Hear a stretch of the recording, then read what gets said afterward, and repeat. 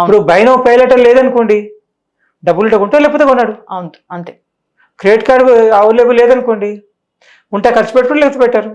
Personal loan లేదనుకోండి, ఉంటే ఖర్చు పెడితే లేకపోతే పెట్టారు. అవును. అంటే ఈజీగా ఏమవుతుందంటే, ఒకప్పుడు డబ్బులు ఇవ్వాలంటే చిన్నప్పుడు మేము చూసుకొని 25 సంవత్సరాలు 50 సంవత్సరాలు 40 సంవత్సరాల క్రితము ఇచ్చే అతనికి అడిగేవారు. ఇచ్చే అతను అంటే అప్పుడు బ్యాంకులు ఇవన్నీ సరిగా లేవు కాబట్టి ఇచ్చే అతను అడిగేవారు దేనికోసం కావాలి అని. నేను ఇట్లా వ్యాపారం చేసుకోవాలనుకుంటున్నాను, లేకపోతే ఇచ్చేయాలనుకుంటున్నాను, పిల్లలు చదివించాలనుకుంటున్నాను అంటే ఇచ్చేవాడు. ఇల్లు కట్టుకోవాలనుకుంటే ఇచ్చేవాడు. కానీ నేను ఖర్చు పెట్టుకుంటాను అంటే ఎవరు ఇచ్చేవాళ్ళు కాదు. అవును. అంటే పెళ్ళి అవుతుంది అనుకోండి ఇచ్చేవాళ్ళు, అవసరం కాదు. కానీ ఇప్పుడు అలా కాదు కదా, దేనికోసం అడగట్లేదు ఇచ్చేవాళ్ళు. నువ్వు దేనికైనా వాడుకో.